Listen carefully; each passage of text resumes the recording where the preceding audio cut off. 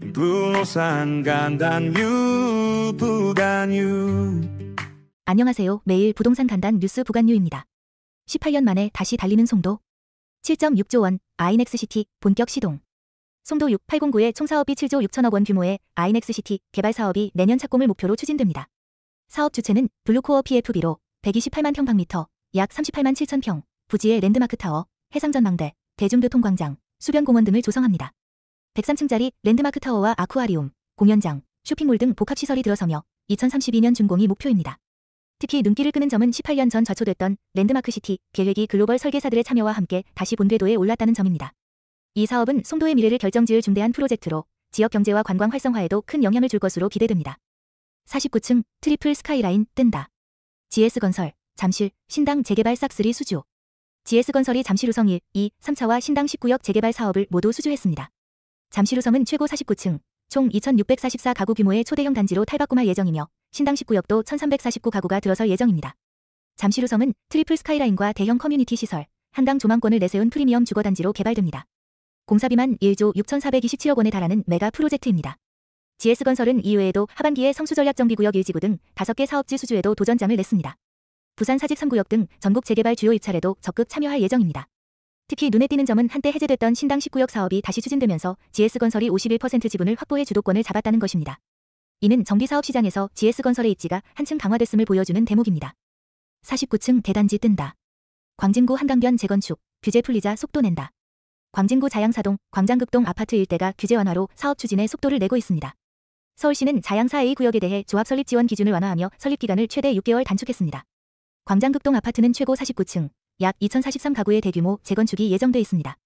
해당 부지는 한강변 입지에다 천호대로와 지하철 5호선과도 가까워 입지적 장점이 큽니다. 서울시는 정비사업 4종 규제 완화를 통해 145곳에 달하는 정비사업 후보지를 신속통합기획으로 적극 추진 중입니다. 공공기여, 임대비율, 준주거 전환 기준 등도 완화되었습니다.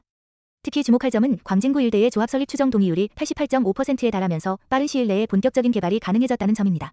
서울시가 정비사업 규제를 점진적으로 풀면서 한강변 노후 아파트 단지들의 대규모 정비가 본격화될 전망입니다.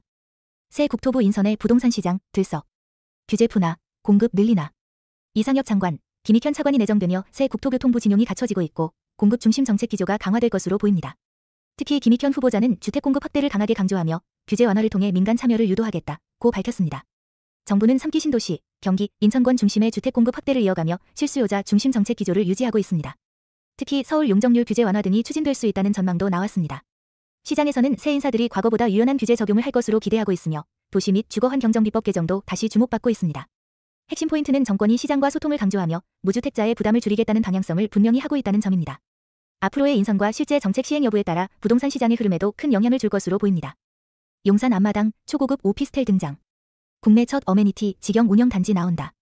서울 용산구 이태원동에 들어서는 더 파크사이드 스위트가 7월 15일부터 청약을 받습니다. 이 단지는 총 775실 규모의 고급 오피스텔로 전용 면적은 53에서 185평방미터이며 모든 세대가 전용 발코니를 갖춥니다. 주거, 호텔, 문화, 상업이 결합된 복합개발, MXD 방식으로 입주민 전용 어메니티, 피트니스, 스파 등을 호텔처럼 직접 운영하는 국내 첫 사례입니다. 문즈 오브 서울이란 브랜드를 붙여 고급화에 초점을 맞췄습니다. 글로벌 설계 및 디자인 그룹들이 참여한 이 프로젝트는 300m 보행축, 복합몰, 공공문화공간까지 포함되며 미래형 도시 공간으로 조성됩니다. KPF, 런던의 터너앤타운샌드, SKM 등 국내외 유명 설계사들이 참여했습니다. 특히 주목할 점은 국내 최초로 글로벌 럭셔리 호텔 브랜드가 어메니티를 직접 운영하는 오피스텔이라는 차별화된 구조입니다. 서울 도심 내 초고급 주거 공간의 수요층을 겨냥한 전략으로 향후 프리미엄 주택 시장에 영향을 줄 가능성이 큽니다. 구조 규모, 용인 반도체 국가산단, 땅 보상 시작. 주변 부동산 꿈틀. 경기도 용인시 처인구 이동, 남사 일대에 세계 최대 규모의 반도체 산업단지를 조성하는 국가사업이 본격화됩니다. 올해 하반기부터 토지 보상에 들어갈 예정입니다. 산업단지 면적은 기존보다 50만 평방미터 확대되어 총 777만 평방미터에 달하며 대상지는 52개 마을에 걸친 대규모 부지입니다. 이로 인해 약 6천여 명의 주민이 이주 대상입니다. 총 사업비는 약 9조 6,370억 원에 이르며 사업 완료 시 360조 원의 민간 투자 유치 및 생산 유발 효과 400조 원 이상이 기대됩니다. 특히 주목할 점은 기존 변전소 위치를 산단 안쪽으로 옮기고 주민 요청에 따라 개수도 줄이는 등 지역 수용성 확보를 위한 정부의 유연한 대응입니다. 앞으로 보상 진행과 부지 확보가 마무리되면 인근 부동산 시장에도 큰 영향을 줄 수 있을 것으로 보입니다. 집 팔았는데 새집 대출 막혀. 6. 27 대출 규제의 실수요자, 발동동. 6월 27일 시행된 대출 규제로 인해 기존 주택을 매도하고 새 집으로 갈아타려던 실수요자들이 주담대, 주택담보대출을 막혀 큰 혼란을 겪고 있습니다. 전세 대출도 동시에 막히며 일시적 이중거주조차 불가능해진 경우도 발생하고 있습니다. 특히 실거주 목적의 갈아타기 수요자들은 계약까지 체결해놓고 잔금 시점에 대출이 거절되거나 제한되며 피해를 입고 있습니다. 기사 속 A씨 사례처럼 자녀 교육 등의 이유로 거주지를 옮기려던 이들이 직접적인 타격을 받고 있습니다. 서울 아파트 거래량은 2월 한 달간 1만 341건으로 집계됐지만 대출 규제 시행 이후 2주 동안 거래량이 직전 2주 대비 약 74% 급감한 것으로 나타났습니다. 핵심 포인트는 대출 규제가 투기 수요 억제라는 정책 목표에도 불구하고 일시적 실수요자들까지 포함시키면서 시장 내 불만과 혼란이 커지고 있다는 점입니다. 실수요 보호 장치나 유예 제도 필요성이 다시 논의될 가능성이 있습니다. 강남 재건축 수주전 불붙었다. 4층 커뮤니티 vs 전 세대 남양 설계 승자는? 삼성물산은 지하 4개 층 22m 높이의 아트리움 커뮤니티를 제안하며 초대형 복합 커뮤니티 공간을 강점으로 내세웠습니다. 피트니스, 골프클럽, 러닝트랙, 영화관, 레스토랑 등 고급 편의시설이 포함됩니다. 대우건설은 전 가구를 남양 배치하고 이 중 절반 이상을 3면 개방 설계로 설계하는 등 조망과 통풍에 중점을 둔 생활동선 최적화 전략을 제안했습니다.